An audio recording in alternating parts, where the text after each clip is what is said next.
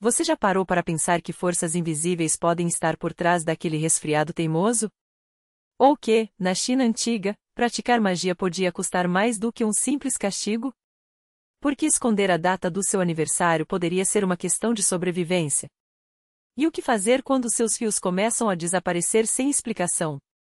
Mais assustador ainda, porque os gatos merecem seu respeito e até medo. Hoje mergulhamos nas sombras da demonologia chinesa, um universo tão fascinante quanto perigoso.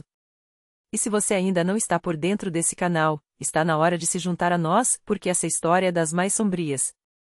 Vamos além dos 3 pilares que todos conhecem: confucionismo, taoísmo e budismo. O que poucos sabem é que a verdadeira alma religiosa da China não se resume a eles.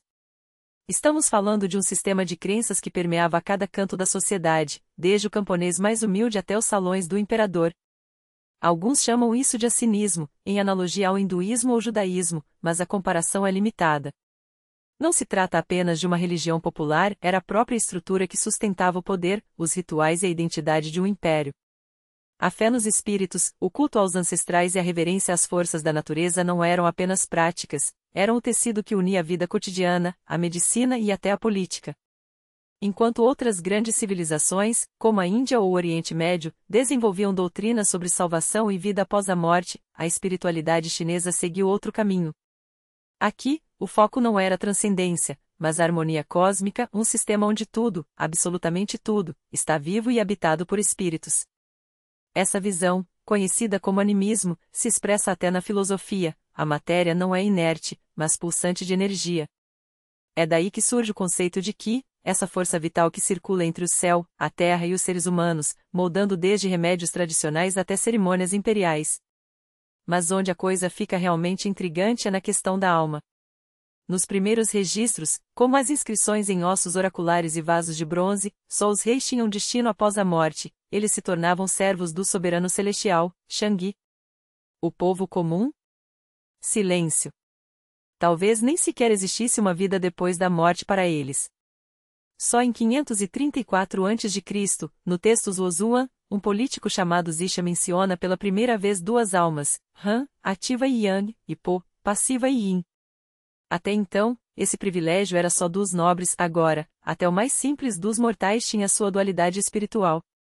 Séculos depois, no século VII, o confucionista Kong ainda define a vida como pneuma, uma energia vital ligada ao corpo. Mas atenção, essas almas não eram eternas. Com o tempo, surgiu o modelo clássico, 3 Han e 7 Po. Na morte, o Han pode se tornar um Shen, um espírito benevolente que persiste se a pessoa levou uma vida espiritualmente rica. Já os Po, se não forem apaziguados com ofertas, viram Gui, fantasmas vingativos. O Han retorna aos céus, o Po à terra. Destrua o corpo, e as almas se desintegram, é ele que as mantém unidas. As primeiras menções a um submundo, os Wanguan ou fontes amarelas, datam de 721 a.C., mas foi só na dinastia Han, a partir de 202 a.C., que a ideia se popularizou. A tradição do reino de Shu, no sul, enfatizava a jornada da alma após a morte, descrevendo sua passagem por lugares terríveis, como a cidade subterrânea de Xuandu e os demônios Tubo, retratados com chifres. Esses seres não eram apenas guardiões, eram juízes das profundezas. Mesmo antes do budismo, os chineses já acreditavam em retribuição, o bem e o mal voltavam nesta vida, seja diretamente, seja através do destino dos descendentes. A punição. Encurtar os anos de vida. Com o tempo, surgiu a noção de um tribunal subterrâneo sob a montanha Taishan, herdeiro das crenças em Wanguan. Mais tarde, essa ideia se fundiria com o budismo, dando origem a Yanlu Wang, o temível senhor do submundo, que também entrou para o panteão taoísta. O que torna tudo isso tão único é que essas crenças não nasceram de especulações abstratas, mas de uma necessidade prática: entender o que acontece depois da morte, sempre com o corpo, os rituais e a energia como peças-chave. Não era sobre uma alma eterna, mas sobre como manter a ordem aqui e além. E essas ideias não desapareceram. Textos de milênios atrás ainda ecoavam no século XX, com leis da dinastia Qin repetindo fórmulas antigas contra feitiçaria e envenenamentos. A religião chinesa é assim: o passado não morre, apenas se reinventa. Nesse universo, espíritos como Shen e Gui podem ser benéficos ou terríveis. Os Gui, ligados ao Yin, são os agentes do karma, recompensam o bem e castigam o mal geralmente, são almas de mortos que conservam traços humanos, movidas por um desejo de justiça. Para entender esse sistema, precisamos voltar às suas raízes, só assim veremos como esses seres moldaram a psicologia, os costumes e até as leis dos chineses. Desde a antiguidade, os espíritos associados à retribuição eram chamados de Gi, ou, mais raramente, Shen. Mas os textos antigos guardam termos esquecidos, como si, citado pelo erudito Lugo em descrições fascinantes, os humanos têm seu Gi, os espíritos da lua têm seu Zi. Há ainda Shu, um fantasma destruidor, ou Dun, um espectro aéreo, Gu, um ser sem cabeça, Ki, o espírito da chuva, Lei, o do trovão. Esses nomes, muitos deles locais, quase não aparecem nos textos canônicos, mas agora você os conhece. Com a chegada do budismo, termos como Moyesha, parentes dos Maryakshendianos, ganharam espaço. E não faltam classificações para esses seres, há toda uma linguagem para descrever seu poder sobre os humanos. Um conceito central é Xiong, o presságio sinistro, oposto a Zi, a bênção trazida pelos Shen quando agraciados com ofertas. Mas é a palavra Xie que merece atenção.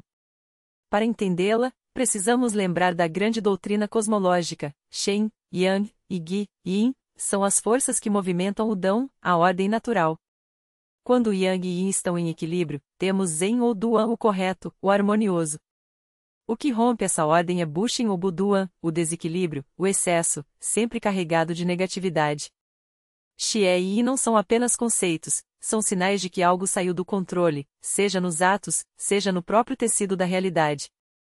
E é assim que a China antiga nos ensina uma lição atemporal: o invisível governa o visível.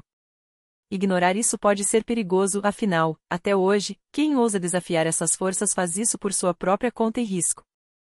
Essas forças não se limitam aos atos humanos, elas permeiam até as ações dos espíritos. Corroem o bem, minam a prosperidade e abalam a estabilidade. Quando nascem da mão do homem, devem ser combatidas sem piedade. Não basta reprimir os atos, é preciso extirpar as palavras que os geram e, mais ainda, as intenções que as precedem. Essa é a missão dos governantes virtuosos e dos servidores do Estado.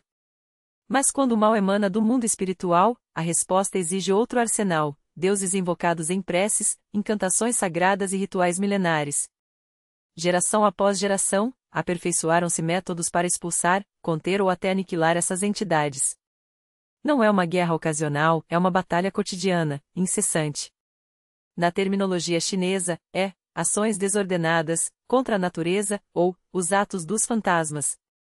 Às vezes, chamam-nas também de o que está fora do Dão, o que desafia a ordem cósmica. Daí o próprio termo carregar o peso do espectral, do que não deveria existir.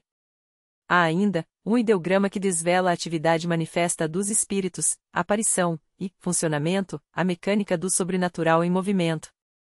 Não menos cruciais são os caracteres e o infortúnio lançado pela natureza, a desgraça que cai como um veredito. O livro canônico da história é taxativo: se o mal não veio da mão do homem, perdoa-se. Se houve intenção perversa, a pena é a morte. Esses termos abarcam as calamidades enviadas pelas alturas, sejam deuses, sejam espíritos. Os textos falam em os flagelos celestes, ou simplesmente desgraças que, como, podem ser tanto os atos dos seres invisíveis quanto eles próprios. Dessa teia de conceitos emerge uma categoria ainda mais sombria, os desastres negros, uma classe à parte de espectros contra os quais até os mais corajosos recuam. Não é à toa que, desde tempos imemoriais, a China via o cosmos povoado por legiões de espíritos e demônios que invadem os lares humanos em ondas implacáveis. A cada encontro com esses seres, a axioma se confirma: eles estão em toda parte. Habitam os cruzamentos movimentados e os ermos abandonados, os palácios suntuosos e os recantos mais sórdidos. Não há refúgio, nem mesmo nos lugares onde a dignidade humana deveria ser intocável. Os relatos populares estão repletos de infortunados encontrados mortos sem um arranhão, suas almas arrancadas do corpo por um sopro invisível. Outros conseguiam arrastar-se até casa, mas morriam pouco depois, consumidos por uma força que nenhum médico podia nomear. Havia os marcados pelas flechas do demônio, seus corpos cobriam-se de furúnculos ou bolhas purulentas, como se envenenados por um toque maligno. Alguns simplesmente desapareciam, sem vestígio, sem explicação. E quantos viajantes sucumbiram em emboscadas de hordas demoníacas, espreitando nas estradas como bandidos sem rosto. Até os bastiões da piedade eram violados. No condado de, o mosteiro budista atraía peregrinos de terras distantes, mas certo dia seus muros tornaram-se palco de fenômenos inexplicáveis. Do céu caíam cacos de cerâmica, a poeira erguia-se em colunas sem vento. Os monges não tinham sossego, suas vestes litúrgicas sumiam para reaparecer em lugares absurdos, os objetos sagrados dançavam sozinhos. Um médico taoísta, ao ouvir os relatos, ofereceu-se para expulsar os intrusos. Os monges, desesperados, aceitaram. Ao cruzar os portões, o taoísta executou no salão principal a dança de Yu, entoando em voz rouca os encantações da planta celestial. De repente, seu chapéu voou da cabeça, cruzando o pátio como levado por mãos invisíveis. Ele o apanhou, reatou as fitas e retomou os cânticos, girando em círculos. Então, sua túnica desabou ao chão, o cinto desfez-se, as calças escorregaram. Quando até o pequeno saco onde guardava amuletos e orações desapareceu, ele prostrou-se no chão e passou a rastejar como um lobo. Dias depois, um camponês da aldeia vizinha encontrou aquele saco enterrado junto ao muro. O magistrado local, homem reto e incrédulo, veio pessoalmente investigar. Como coisas assim podem acontecer, indignou-se. Mas antes que terminasse a frase, do céu choveram folhas com maldições escritas. Ao decifrá-las, até ele sentiu medo e apressou-se em partir. Um inspetor, mais audaz, tentou desafiar os espíritos com impropérios e foi atingido nas costas por uma pedra lançada do nada, forçando-o a recuar.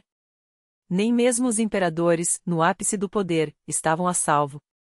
Em 1378, quando o fundador da dinastia Ming já reinava havia 11 anos, um de seus generais, figura-chave em sua ascensão, relatou ao trono que, nas terras selvagens, apareciam em tal quantidade à noite que a população vivia em pânico constante. O imperador ordenou sacrifícios para apaziguá-los. Os espíritos chineses não agem em silêncio. Seu manifesto é muitas vezes sonoro, e cada som estranho torna-se fonte de terror.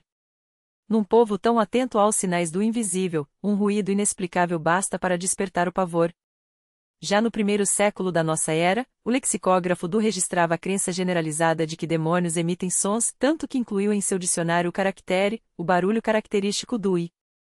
A convicção de que as almas dos mortos anunciavam sua presença com uivos prolongados era tão arraigada que o enciclopedista dedicou-se a refutá-la com ardor. Teve sucesso? A história sugere o contrário. Os textos chineses transbordam relatos de que essa fé persistia, e os sons atribuídos aos espectros, assobios, gemidos, lamentos, eram presságios de fome, morte, rebeliões, guerras e todos os horrores que a mente humana pode conceber. No entanto, a demonologia chinesa não é um amontoado de lendas desconexas. É um sistema coerente, forjado ao longo de milênios, que reflete a psicologia coletiva, as tensões sociais e até a política de um império.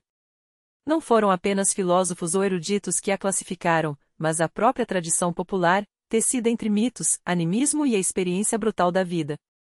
Uma das primeiras chaves para entender esse mundo espiritual foi seu habitat. Nos textos canônicos confucianos, os espíritos dividiam-se em dos montes e florestas, e das águas, das profundezas. Essa taxonomia não apenas ordenava o caos demoníaco, revelava uma lógica, cada entidade estava ligada a um elemento da natureza, como se a própria terra respirasse através delas. Sua aparência e comportamento ofereciam outra pista. Os, por exemplo, eram descritos com uma perna só, rosto humano e corpo de fera, seres associados a tempestades, música aterradora e uma força que paralisava os homens. O conta que, ao entrarem ou saírem da água, provocavam redemoinhos e trovões. Seus couros, transformados em tambores, ecoavam nos campos de batalha para semear o terror. Já em algumas fontes, companheiros de viagem de outros demônios e outros seres aquáticos não era mero fruto da imaginação popular, era uma cartografia do invisível, um mapa de ameaças que explicava o inexplicável. Quando um pescador desaparecia nas águas turvas do Yangtze, quando uma criança febril delirava após brincar perto de um pântano, ou quando um navio afundava sem motivo aparente, a resposta estava sempre à mão, eles estavam por trás. Os espíritos da água não eram apenas entidades passivas, eles agiam, movidos por uma lógica própria, tão implacável quanto as correntes que habitavam. Os, por exemplo, encarnavam o terror em sua forma mais íntima. Suas descrições, crianças de pele escura, olhos vermelhos como brasas, unhas afiadas como garras de águia, não eram casuais. Cada detalhe respondia a uma função. Os olhos inflamados evocavam a febre que queimava as vítimas, as mãos longas, a capacidade de arrastar os incautos para o fundo, a aparência infantil, a traição daquilo que deveria ser inofensivo. Não era à toa que se dizia que eles se alimentavam de carne humana. A malária, que ceifava vidas às margens dos rios, precisava de um rosto, e o forneciam. Sua presença justificava os tabus: não beber água estagnada ao anoitecer, não responder a vozes desconhecidas perto dos açudes, não tocar em objetos flutuantes que apareciam inofensivos.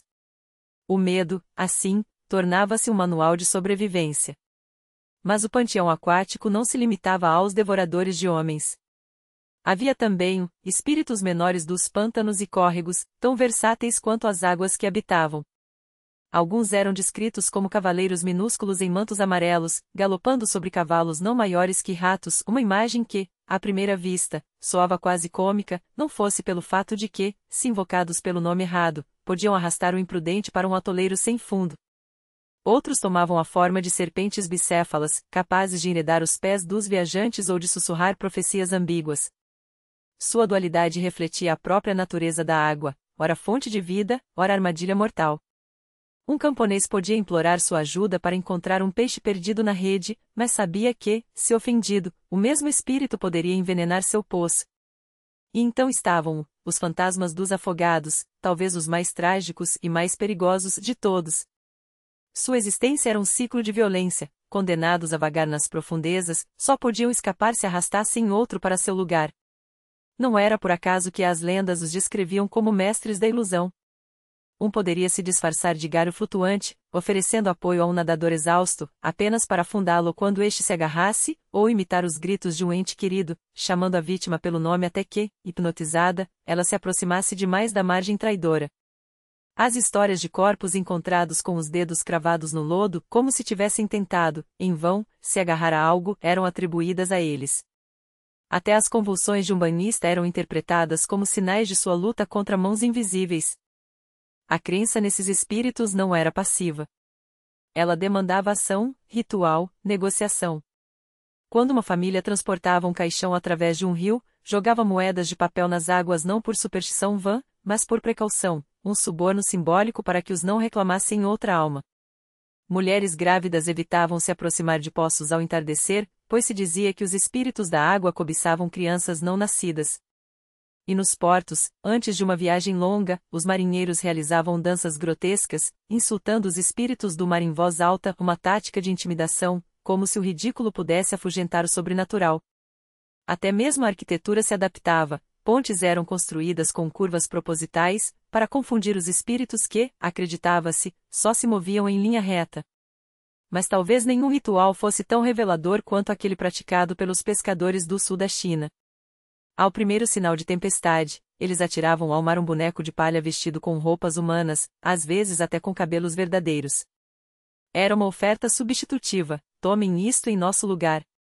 A prática ecoava uma verdade antiga, a de que os espíritos da água não eram apenas vorazes, mas justos em sua crueldade.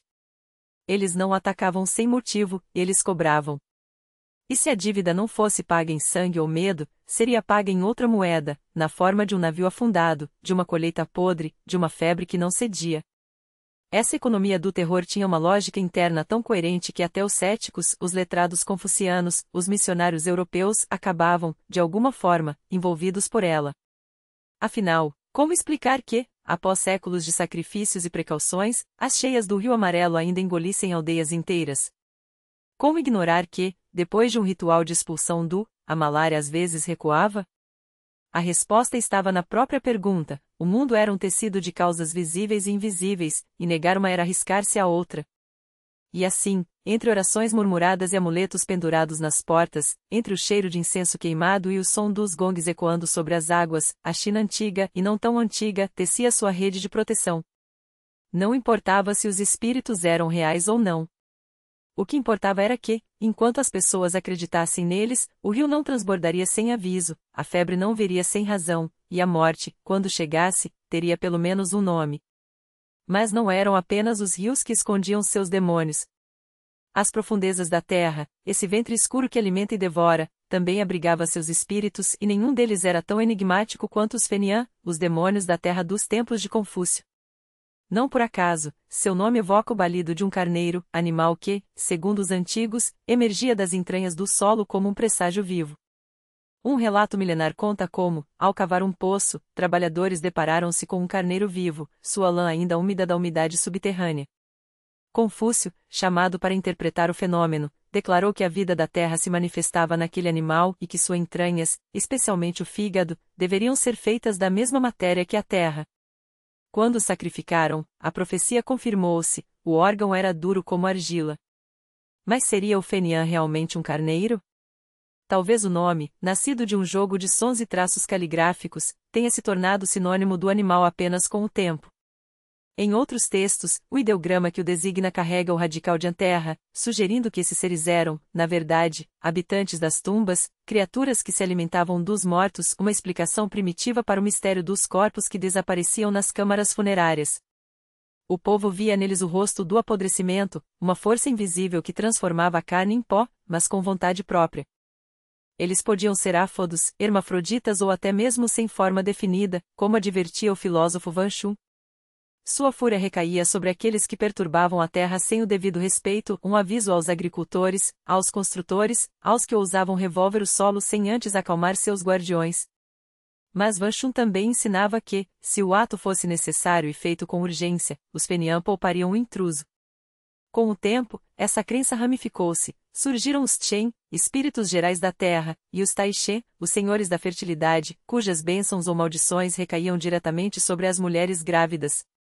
Aqui, o medo ganhava contornos precisos. Movimentar móveis, martelar paredes ou cavar a terra durante a gestação era convocar a desgraça, um golpe de martelo poderia cegar o feto, deslocar uma velha cesta, deformar suas orelhas. Os Tai-Che não se contentavam em assombrar, eles agiam.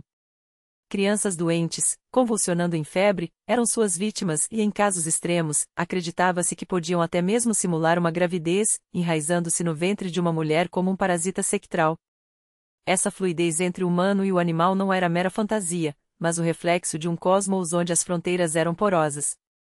Se o homem, após a morte, podia tornar-se um gu, um espírito errante, por que um coelho, uma raposa ou um veado não poderiam fazer o mesmo? A resposta estava no Qi, a essência vital que animava todas as coisas. Quando o animal envelhecia, seu Qi concentrava-se, tornava-se denso, e a linha que o separava dos demônios desvanecia-se. Não era à toa que as criaturas mais antigas, as raposas de 9 caudas, as serpentes centenárias, os cervos brancos, ocupavam um lugar de destaque na demonologia popular. Elas não apenas existiam, elas agiam. Um exemplo clamoroso vem de um antigo registro sobre o rei de Wu, que, cético, enterrou um ganso morto com roupas femininas para testar um exorcista.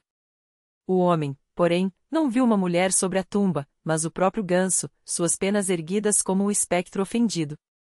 Em outra história, um oficial, durante uma caçada, testemunha um falcão atacar repetidamente um coelho que, a cada investida, desaparecia até que, sob um arbusto, encontraram seus restos, não de um animal vivo, mas de um espírito que teimava em não abandonar o local de sua morte. Esses relatos não eram lendas ociosas. Eles confirmavam uma verdade ancestral: os animais também tinham alma, e suas almas podiam persistir, vingativas ou sedutoras. G.N., um dos grandes naturalistas da China antiga, alertava que quanto mais velho o animal, maior o risco de se tornar um demônio. Com o tempo, sua essência espiritual engrossava, até que, como um rio transbordando, rompia os diques entre os mundos. Daí a transformação de criaturas comuns em seres de pesadelo, a raposa que engana com palavras doces, a cobra que se enrosca no sonho dos vivos, o veado cujos chifres perfuram a noite como agulhas de gelo. Até os insetos, em sua insignificância, podiam ascender à categoria de espectros, basta que vivessem tempo suficiente para acumular rancor. Mas entre todos os demônios, nenhum reinava com tanto terror quanto o tigre real. Desde tempos imemoriais, acreditava-se que um homem poderia transformar-se em tigre, seja em vida, por loucura, por maldição, seja após a morte, como um gu sedento de vingança. Da mesma forma, os tigres podiam assumir forma humana, especialmente a de mulheres belas e traiçoeiras, que atraíam suas vítimas para devorá-las. Ainda mais sinistros eram os Shango, as almas daqueles que morriam sob as garras do felino. Esses espíritos não encontravam repouso, não reencarnavam, não seguiam para o mundo dos mortos. Em vez disso, tornavam-se servos eternos do tigre, guiando-o até novas presas. Eram eles quem espalhavam roupas ensanguentadas pelas trilhas, quem armava armadilhas invisíveis, quem, em casos extremos, reanimava o corpo da vítima para que esta própria se preparasse para ser devorada. Às vezes, agiam como guardiões, alertando o tigre sobre caçadores, outras vezes, traíam seu senhor, conduzindo-o a uma armadilha para finalmente libertar-se. Curiosamente, os Xango não se limitavam aos devorados por tigres. Afogados, enforcados, todos aqueles que morriam de morte violenta podiam tornar-se seus irmãos de tormento.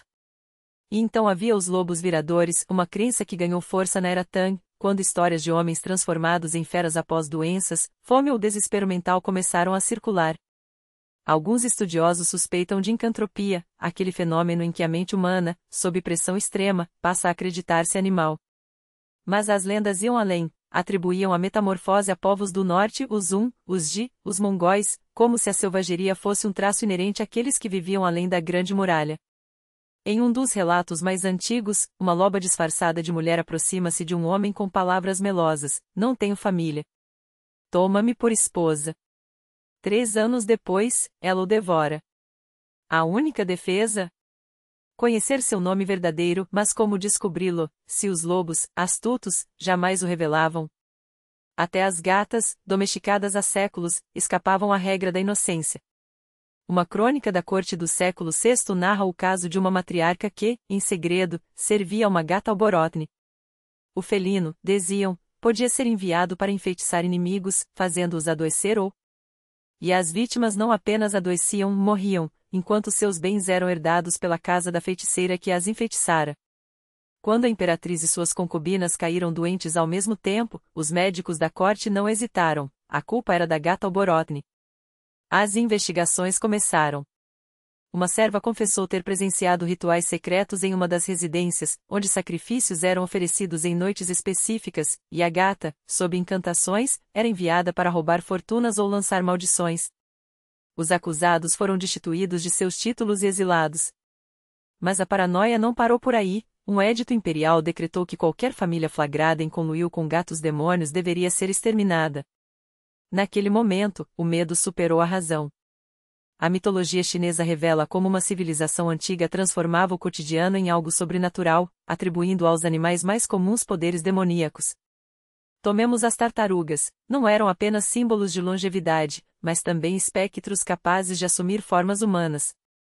Em um relato, uma delas se disfarça de senhor feudal, aterrorizando sua própria corte, até que o grande monge Fei Shanfang a desmascara, forçando-a a retomar sua forma original e morrer em arrependimento.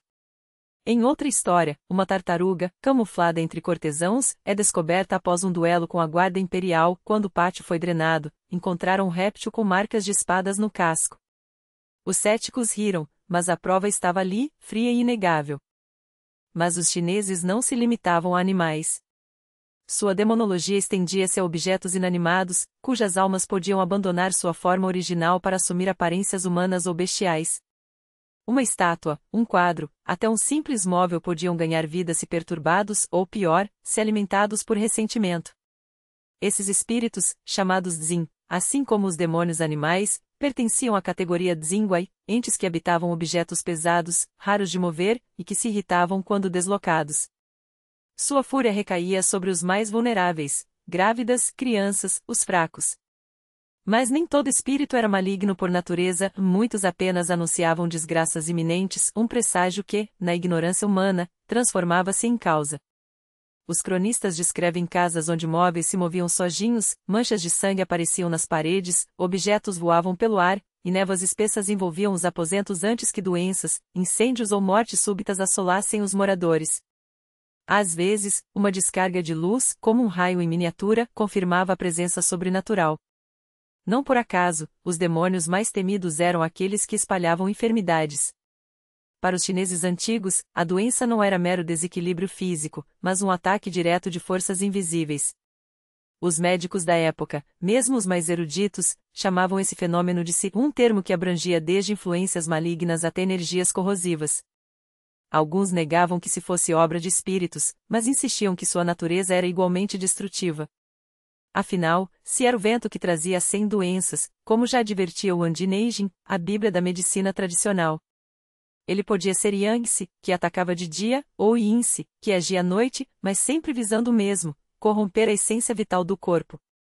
Os sábios explicavam, quando a energia que, o sopro da vida, enfraquecia, se ocupava o vazio, como um ladrão que invade uma casa desguarnecida.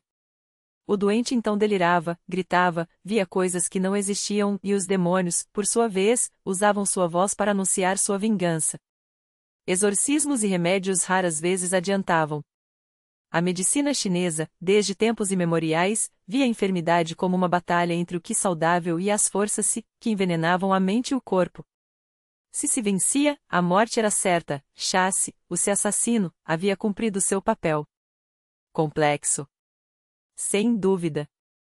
Mas a lógica era implacável. Enquanto o Shen, o espírito vital, estivesse forte, o indivíduo resistiria. Bastava um desequilíbrio, uma emoção violenta, um vento cortante, um espírito ofendido, para que se encontrasse brecha. E assim, quase toda doença, na visão dos antigos, carregava a marca de algo além do natural. Os médicos podiam discutir se era um demônio ou uma energia perversa, mas o resultado era o mesmo. O corpo tornava-se campo de batalha, e a cura dependia de restaurar a ordem perdida. Não à toa, até hoje, em cantos remotos da China, ecoa o medo de que uma sombra atrás da porta, um suspiro no vento ou um objeto que cai sem motivo não seja apenas acaso, mas o primeiro sinal de que se já está à espreita. Mas não são apenas os que assombram a medicina tradicional chinesa.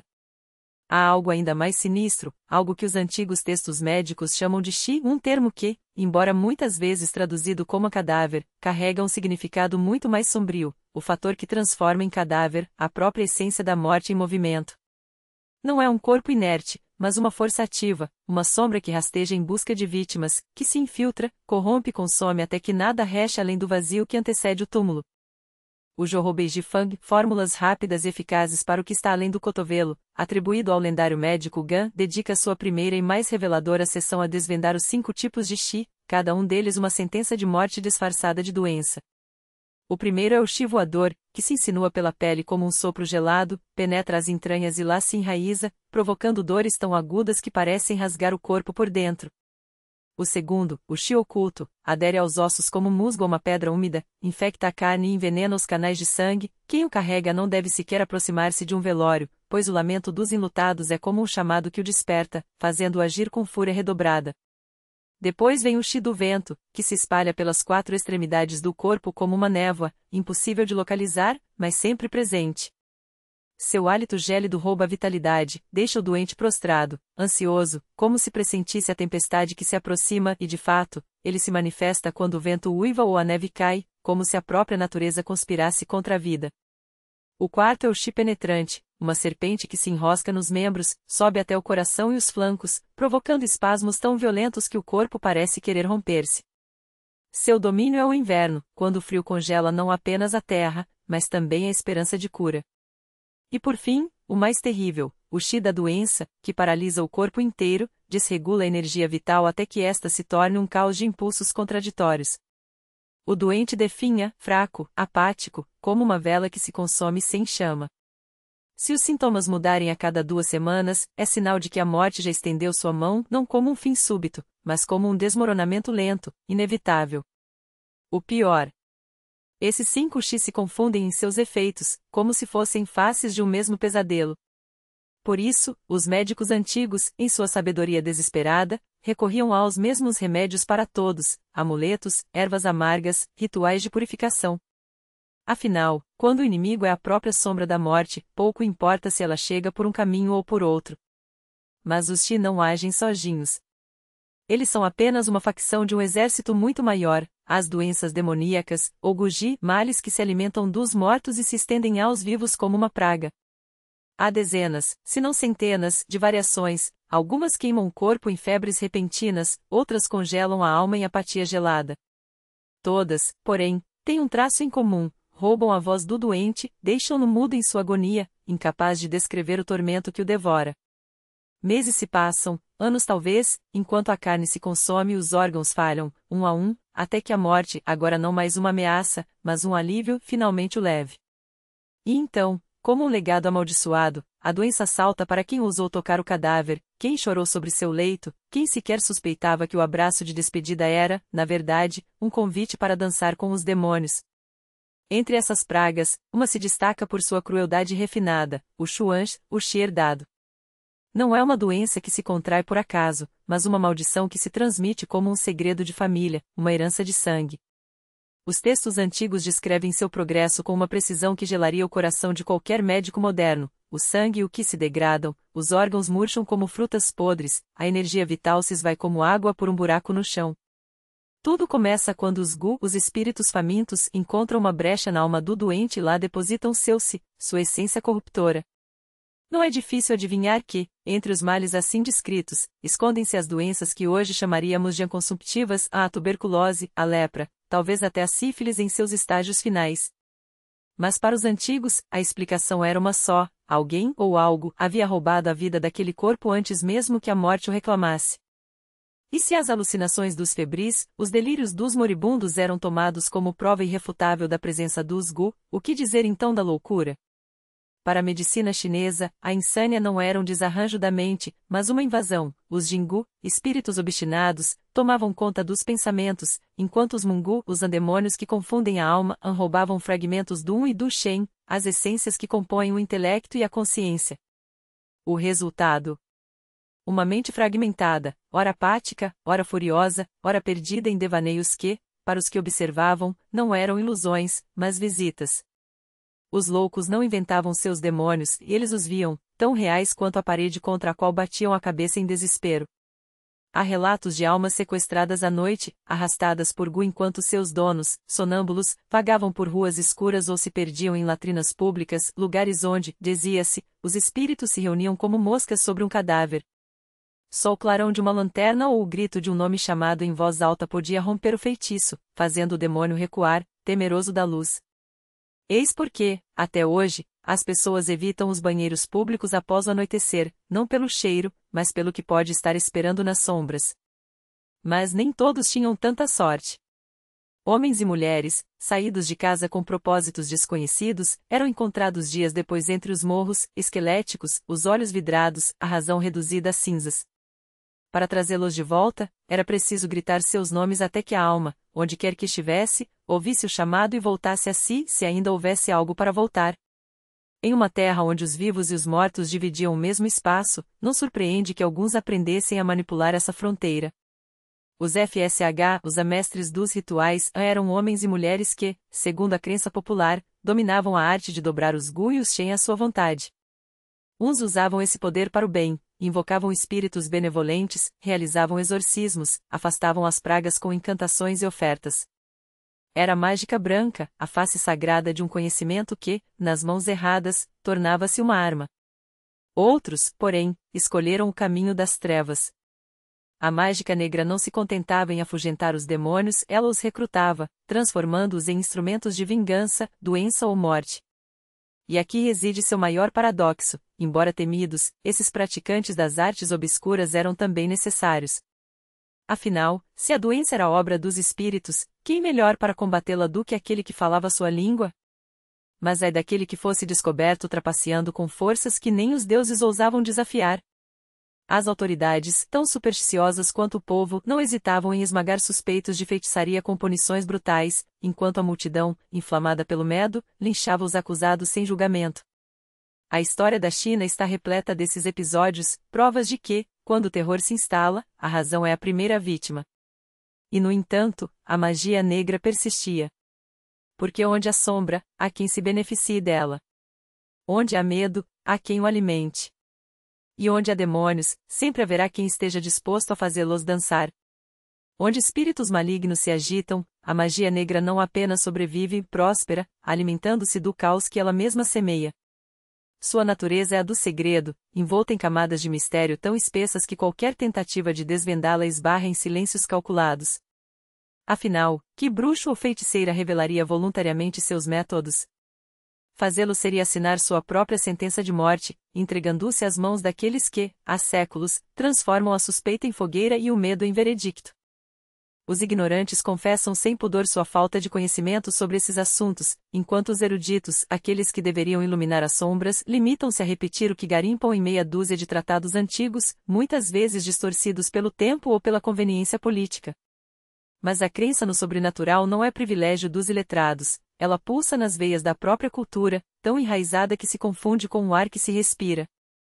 Se os espíritos estão ao alcance de todos, se o mundo transborda de forças invisíveis, então a magia não é dom de poucos, é uma ferramenta à espera daqueles que ousam empunhá-la. Basta a vontade. Basta conhecimento. E, acima de tudo, basta a audácia de desafiar o dão, a ordem cósmica que rege o universo. Não por acaso, os que se arrogam o poder de manipular essas forças, sacerdotes, adivinhos, xamãs, os chamados mestres das artes ocultas, são os primeiros a serem rotulados como praticantes de Yaldao. O termo, como tantos outros, Yaoshu, Yafa, Sedal, Cefa, carrega em si o peso da condenação, caminhos demoníacos, práticas heréticas. Yaoi se evocam a interferência nefasta dos espectros, mas seu significado se expande como uma mancha de tinta, abarcando tudo aquilo que contraria a harmonia natural, ou seja, tudo que as autoridades decretam como ameaça. Até mesmo a magia inofensiva, aquela que não busca o mal mas simplesmente existe à margem do controle imperial, é arrastada para essa categoria. Porque, no fundo, o verdadeiro crime não é a intenção, mas a autonomia.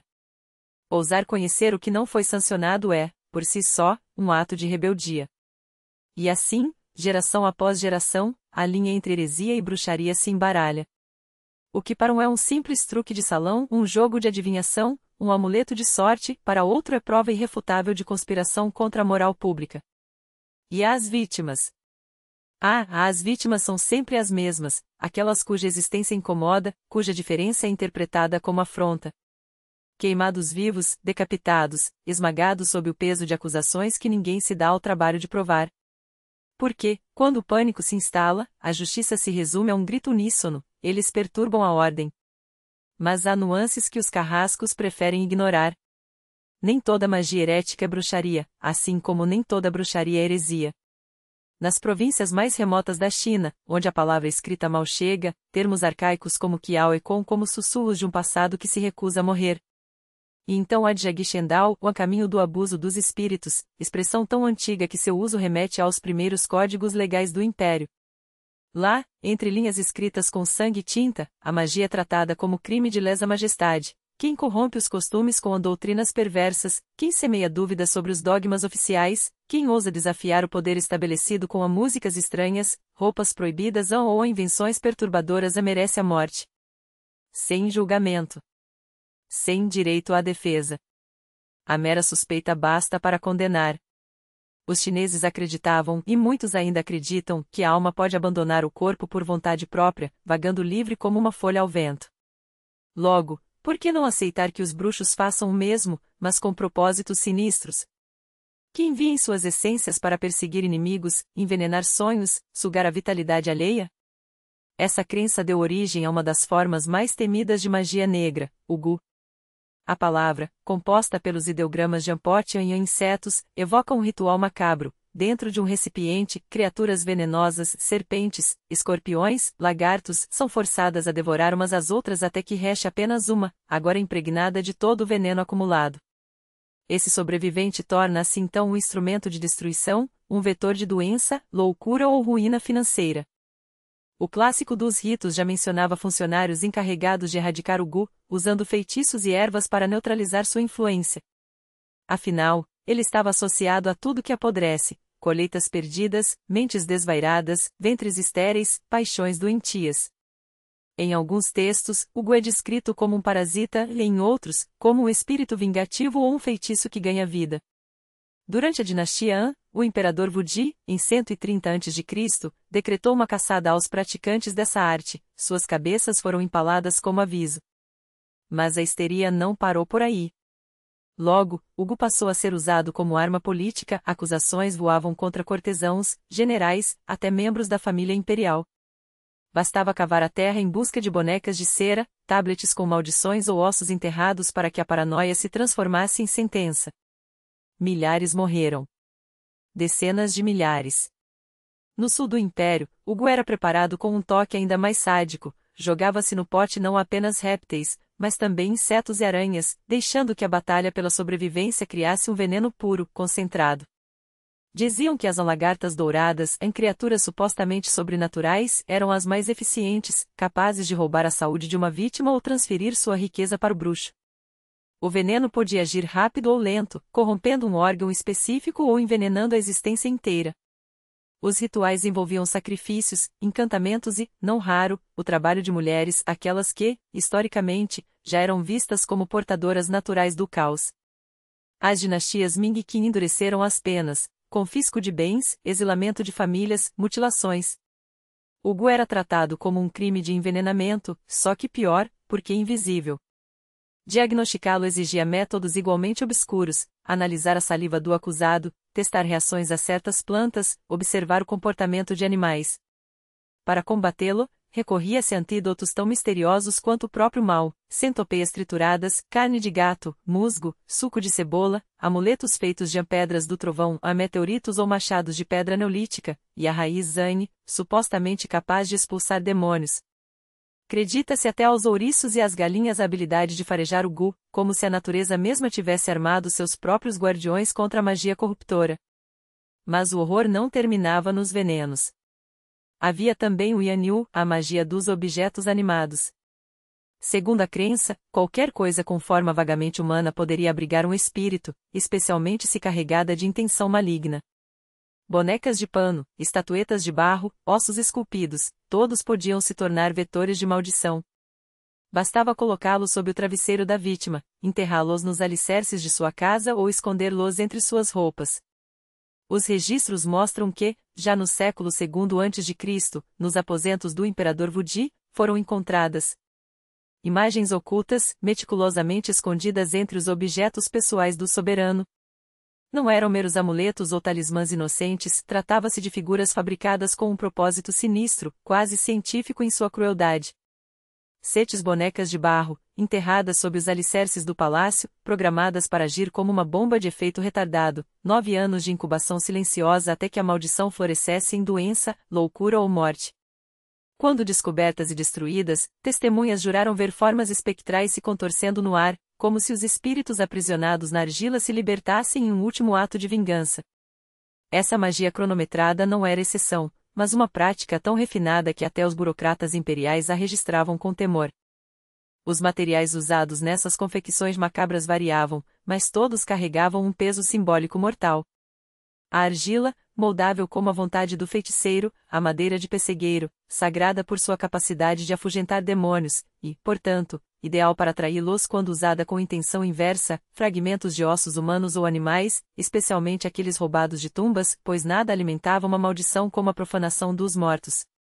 Tabuletas funerárias, símbolos gravados em jade ou até pedaços de sudários eram particularmente perigosos, não apenas por sua conexão com o além, mas porque violavam o Feng Shui ancestral, cortando o fluxo de proteção espiritual que os vivos herdavam dos antepassados. E não pense que essas práticas se limitavam a inimigos políticos. A magia negra infiltrava-se nas camadas mais íntimas da vida cotidiana.